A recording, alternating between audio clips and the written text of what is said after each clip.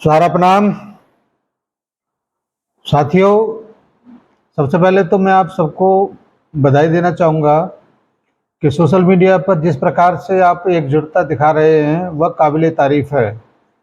जिस प्रकार से आप अपने हित की बात, सहारा निवेशकों के हित की बात को कैरी फॉरवर्ड कर रहे हैं, ये बहुत ही तारीफ़ की बात है, कमाल की बात है। क्योंकि इन सभी बातों से निश्चित रूप से सरकार के ऊपर दबाव ज़रूर पड़ता है और सरकार के जो मीडिया को देखने वाले लोग हैं, आपकी एक-एक जो चीज़ें हैं उनके ऊपर ज़रूर पैनी नज़र बना के रखे हुए हैं। लेकिन बड़ी कमाल की स्थिति पैदा हो गई है।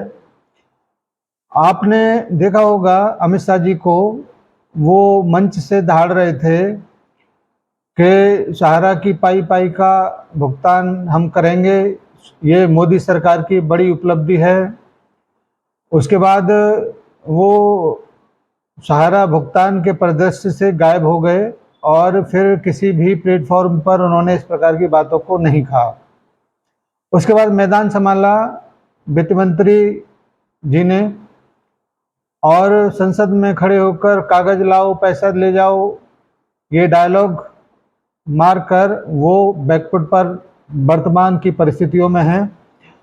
आपने देखा होगा हाल ही के समय उदयपुर में हमारे जो भी वरिष्ठ साथी हैं, उनमें से एक हमारे बहुत ही परम प्रिय मित्र भी हैं, ठाकुरदास वैष्णव जी।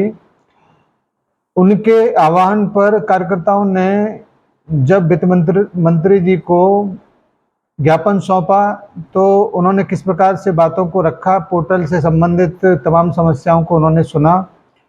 लेकिन दूसरे दिन जब उनसे मुलाकात होता है तो बड़ा विचित्र स्थिति पैदा होती है और मामला सुप्रीम कोर्ट पर फिर दोबारा से फोड़ दिया जाता है कि एक जज रिटायर जज और एक वकील साहब गौरव अग्रवाल जी इन सारी चीज़ों को देख रहे हैं। आप हमको ज्ञापन ज़रूर दीजिए, लेकिन आपकी ये बातें हम वहाँ तक पहुँचा देंगे, इस प्रकार से। यानी कि अब सरकार की शायद कोई जिम्मेदारी नहीं दिखती, क्योंकि पूरा मामला सुप्रीम कोर्ट के ऊपर डाल दिया गया है। और आज अगर सुप्रीम कोर्ट के ऊपर मामला डाल दिया गया है तो वो जो घोषणा किया गया था, जो रिबन काटा गया था, वो किसकी पहल पर था या उसका जो क्रेडिट लेने का काम जो था वो क्यों किया गया था? क्या सहारा के जमाकर्ता, सहारा का कार्यकर्ता को ठगने का एक तरीके से प्रयास था? ये बड़ा विचित्र विषय है और इसके लिए निश्चित रूप से सरकार की आलोचना होना चाहिए, क्योंकि आम गरीब लोग जो अपने खून पसीने की कमाई को प्राप्त करने के लिए एक उम्मीद भरी नज़र से जब सरकार की तरफ देख रहे थे, सरकार उन गरीब लोगों के मांग को पूरा करने के लिए, क्रेडिट लेने के लिए आगे बढ़कर एक कदम उठाया था। लेकिन वो इतना बोगस कदम होगा ये तो सोचकर ही विचित्र बात लगता है, क्योंकि सरकार जो विगत दिनों में अपने काम किए हैं वह करके दिखाने वाले काम को लेकर मानी जाती है, जानी जाती थी। लेकिन अब की बार उन्होंने शायद गलत जगह पर गलत स्टेप उठा लिया है और सहारा इंडिया परिवार का जो काम था उसको अपने जिम्मे लेकर, भुगतान की जिम्मेदारी अपने सर लेकर अब वो बहुत बुरी तरह से फंस चुके हैं। यहाँ पर अब सबसे मेन भूमिका में माननीय सुप्रीम कोर्ट, जो 3, 4, 5 सितंबर को पूरी तैयारी के साथ बैठेगा और तमाम करोड़ों लोगों की उम्मीद पर कितना खरा उतरेगा ये देखने वाली बात होगी। लेकिन जितना भी समय बचा है, आज से 8-9 दिन बचे हैं और 8-9 दिन के अंदर अभी कई सारी चीज़ें इधर उधर उछलेंगी, इधर उधर फैलेंगी, इधर उधर वायरल होगा। तो आप लोग थोड़ा सा संभाल के रखिए अपने आप को, क्योंकि बहुत ही पेचीदा मामला, बहुत ही संवेदनशील मामला निश्चित रूप से बहुत सारे लोग इसको थोड़ा सा अलग टाइप से ले रहे हैं, लेकिन जन भावनाओं का ख्याल करते हुए सही उचित खबरें देना हमारी भी जिम्मेदारी है और उन सबकी भी जिम्मेदारी है जो इन सारी चीज़ों को कवरेज कर रहे हैं। अब थोड़े से समय के बाद जो एक धुंध छाया हुआ है वो छटेगा, बादल जरूर छटेंगे, सूरज जरूर निकलेगा। सत्य को कभी छिपाया नहीं जा सकता और हमेशा इस बात को प्रमाणित किया जाता रहेगा कि सत्य परेशान हो सकता है लेकिन पराजित नहीं होगा। अब माननीय सुप्रीम कोर्ट, सरकार और सहारनपुर परिवार जब एक ही प्लेटफॉर्म पर तीनों लोग एकत्रित होंगे तो कौन क्या किस प्रकार से जवाब देगा, ये देखने वाली बात होगी। माननीय सुप्रीम कोर्ट ने एक मौका सरकार को दे दिया और सरकार फेलियर साबित हुआ, तो अब ऐसा लगता है कि सहारनपुर परिवार को भी मौका देना चाहिए। सहारनपुर परिवार इस मामले को लेकर पूरी तरह से तैयार है और जैसे ही आदेश सुप्रीम कोर्ट के माध्यम से सहारनपुर परिवार को मिलता है तो क्या रणनीति होगी, क्या क्या योजनाएं होंगी, ये भी देखने वाली बात होगी। लेकिन ये बात तय है, जिसको मैं बहुत बार रिपीट कर चुका हूँ कि सहारनपुर परिवार के किसी भी कार्यकर्ता को, किसी भी जमाकर्ता को डरने की जरूरत नहीं है। आप लोग निश्चित रूप से विजयी होंगे, आपका भुगतान एक एक पैसे का होगा, क्योंकि सहारनपुर परिवार सक्षम है, उसके पास प्रॉपर्टी, तमाम जायदाद, तमाम असेट्स ऐसे हैं जो बेशकीमती हैं। बहुत सारे लोग उसकी इन्हीं असेट्स के ऊपर अपनी गंदी नज़र गड़ाए बैठे थे कि शायद धीरे धीरे धीमा जहर देंगे तो हमारा जमाकर्ता शांत हो जाएगा या हमारा कार्यकर्ता शांत हो जाएगा। ये उनकी सबसे बड़ी भूल है।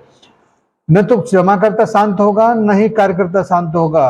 अगर पॉजिटिव रिजल्ट मन मुताबिक न्याय नहीं मिलता है तो आने वाले समय में क्या हो सकता है ये तो दुनिया देख सकती है, दुनिया भी देखेगी।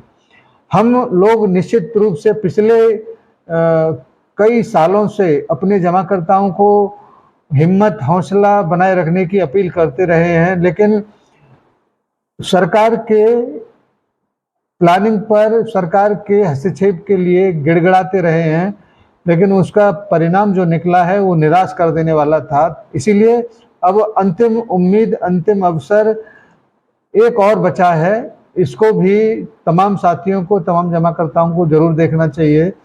यहाँ पर ऐसी मुझे पूरा उम्मीद है, क्योंकि हम कानून, माननीय सुप्रीम कोर्ट और अपने संविधान के ऊपर विश्वास करते हैं। जितने भी गरीब लोग हैं उनको न्याय जरूर मिलेगा, क्योंकि विलम्ब इतना हो चुका है, इसकी पीड़ा को बखान नहीं किया जा सकता। एक एक जमाकर्ता कितना मुश्किलों में घिरा हुआ है या कार्यकर्ता मुश्किलों में घिरा हुआ है, उसका रोजगार चौपट हुआ है, उसके ऊपर डिपेंड रहने वाले लाखों लोग आज भुखमरी के कगार पे हैं। इन सारी चीज़ों को जरूर सुप्रीम कोर्ट देखेगा। और जिस प्रकार से सहारनपुर फाइनेंशियल कॉरपोरेशन लिमिटेड 2007-8 के लगभग एक आदेश दिया था कि 7 साल में 73,000 करोड़ की देनदारियों को वापस करे, और सहारनपुर परिवार ने एक विज्ञप्ति जारी किया था 2012 के लगभग कि हमने अपने सारे डिपॉजिटरों का भुगतान कर दिया है, किसी का भी 1 रुपया बाकी नहीं है। ऐसा मैं फिर से उम्मीद करता हूं कि सहारनपुर परिवार को मौका दिया जाएगा और सहारनपुर परिवार भी कुछ ही महीनों के बाद ऐसी विज्ञप्ति दोबारा से रिलीज करेगा कि अब सहारनपुर परिवार की क्रेडिट कोऑपरेटिव सोसाइटियों के ऊपर किसी का भी 1 रुपया बाकी नहीं है, और यह दिन निश्चित रूप से आएगा ही आएगा। इसलिए किसी भी साथी को बिल्कुल घबराने की जरूरत नहीं है, किसी भी निवेशक को घबराने की जरूरत नहीं है। जितना कष्ट आपने झेलना था वो सब की सीमा समाप्त हो चुका है, और अब निगाहें, नजरें माननीय सुप्रीम कोर्ट की ओर है, वहां से सबको न्याय जरूर मिलेगा। आज की इस वीडियो के लिए मैं एक अपील करता हूं अपने जितने भी सब्सक्राइबर हैं उनसे या जो भी लोग हमको देखते हैं उनसे, कि अपने साथियों तक या जो भी सहारा से संबंधित व्यक्ति है उसके पास इस वीडियो को जरूर पहुंचाएं, जिससे कि उनको तमाम बिखरी हुई उम्मीदों को समेटकर एक नए मुकाम तक उनको हम ले जा सकें। और अगर सब्सक्राइब नहीं किया है तो सब्सक्राइब जरूर कर लें, जिससे कि आने वाले समय की महत्वपूर्ण चीज़ों को हम आपके समक्ष रखें तो नोटिफिकेशन समय से आप तक पहुंच सके। धन्यवाद आज की इस मीटिंग के लिए। आप सभी को सादर सारा प्रणाम। आप का दिन मंगलमय हो।